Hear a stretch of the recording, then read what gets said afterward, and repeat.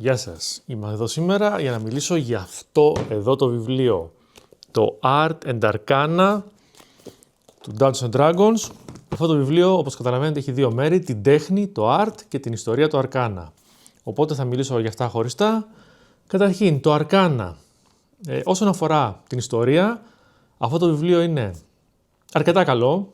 Έμαθα πράγματα που δεν ήξερα, παρόλο που ασχολούμαι αρκετό καιρό διαβάζοντας για την ιστορία του D&D. Βέβαια, καθότι είναι επίσημο προϊόν, έχει ωρεοποιήσει πολλά πράγματα. Μπορείτε να δείτε την διεντολογία, θα έχουμε ένα link από κάτω, το επεισόδιο που είχαμε κάνει για το κίτρινο βιβλίο με το ιστορικό του D&D, το οποίο δείχνει όλο το ξεκατίνιασμα που είχε παίξει εκείνη την εποχή, κυρίως το 80 και το 90, με τον Gygax και τον Arneson, μετά με τον Gygax και την DSR, μετά με την DSR και την Wizard of the Coast, τα οποία αυτό το βιβλίο τα περνάει σε φάση ήταν πολύ ωραία, και ο Gygax απλώς άφησε την DSR να τον διώξει, και ο Arneson δεν έκανε κάτι, ούτε καν το ότι ήταν στα δικαστήρια και αλληλοκράζονταν στα περιοδικά και όλα αυτά για μήνες και χρόνια. Πάντως λέει πολλά πράγματα και αν δεν έχετε διαβάσει ποτέ για την ιστορία του D&D, θα μάθετε πάρα πολλά πράγματα που κατά πάσα πιθανότητα αγνοούσατε, ειδικά για τις πρώτες δύο εκδόσεις. Μιλώντας γι' αυτό, το βιβλίο μιλάει κυρίως για τις δύο πρώτες εκδόσεις. Τώρα βέβαια αυτό είναι λίγο περίεργο, γιατί οι δύο πρώτες εκδόσεις είναι τρεις εκδόσεις στην ουσία, επειδή όταν ξεκίνησε το D&D έτρεχε ταυτόχρονα το original D&D που βγήκε το 76-75, δεν θυμάμαι καλά, και το AD&D, το Advanced, το οποίο βγήκε κάποια στιγμή το 80, στη δεκαετία του 80, για να μην πληρώνουν δικαιώματα στον Arneson, κάτι που επίσης το κάνει λίγο γαργάρα εδώ μέσα, τα οποία αυτά θεωρούνται και τα δύο η πρώτη έκδοση, και μετά βγήκε η δεύτερη έκδοση του AD&D, που θεωρείται η δεύτερη έκδοση του Dungeons & Dragons γενικά.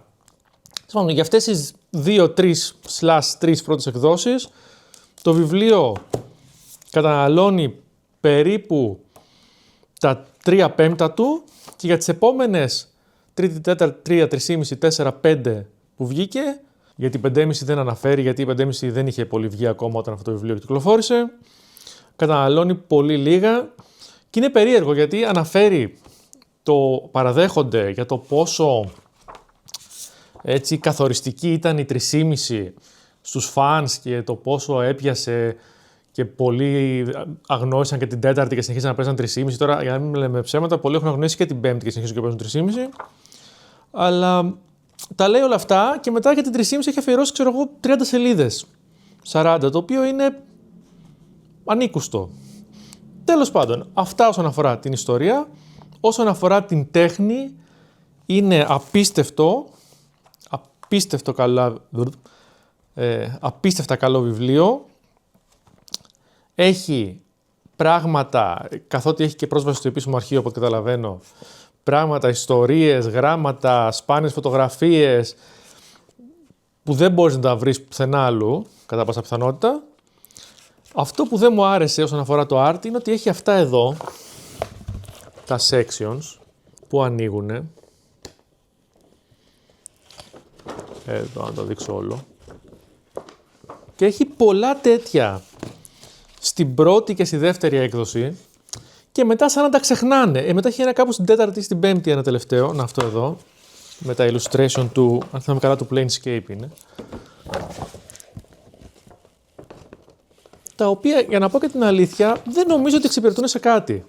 Δηλαδή υποτίθεται πως είναι για να δεις ένα μεγάλο illustration χωρίς να σου χαλάει την αισθητική, αλλά από την άλλη, το βιβλίο είναι γεμάτο με illustrations που απλώνονται σε 2 σελίδες κανονικές του βιβλίου, οπότε μου φαίνεται πιο πολύ σαν gimmick παρά σαν κάτι που έχει αξία και το κάνανε για να... εντάξει. Τώρα, όσον αφορά τα υπόλοιπα περί art, λογικά τώρα περνάνε και κάποιες σελίδες μπροστά από την οθόνη. Είναι καταπληκτικό το art. Εντάξει, μην λέμε τώρα βλακίες. Της πρώτης version ήταν μια ερασιτεχνική προσπάθεια. Είχαν φέρει μαθητές, φοιτητές, μέχρι και 15 χρόνια ήταν και κάναν art τότε, για το επίσημα βιβλία. Δεν ήταν πολύ wow. Αλλά από την δεύτερη και μετά, που ήρθαν κανονικοί full καλλιτέχνες, Το art έχει απογειωθεί, έχει κάτι απίστευτα κομμάτια μέσα, το βιβλίο. Και εγώ νομίζω για μένα το art της δεύτερης και της τρίτης είναι με διαφορά τα αγαπημένα μου. Εντάξει, τέταρτη και πέμπτη πήγε σε άλλα μονοπάτια που δεν μ' αρέσουν τόσο. Έχω πιο πολύ του φουτουραλιστικού φάνταζι. Βαλέχο και τέτοια.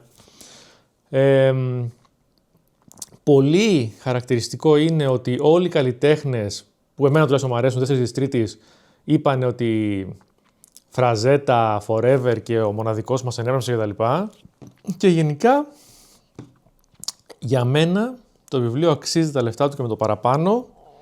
Νομίζω είναι κάπου στα 40-45 ευρώ. Αλλά αυτά που έχει μέσα, άμα είστε φαν του D&D, είναι κόσμο για τη βιβλιοθήκη, αυτό θα πω μόνο. Τώρα για την ιστορία, πάρτε και το βιβλιαράκι το μικρό το κίτρινο, να ρίξετε μια ματιά μας, σας ενδιαφέρουν να μάθετε τι ακριβώς παίχτηκε, με τις διαμάχες και τα νομικά. Και αυτά από μένα. Μια σύντομη κριτική του βιβλίου, όποιος θέλει να το αγοράσει. Από τους Table Heroes, γεια σας.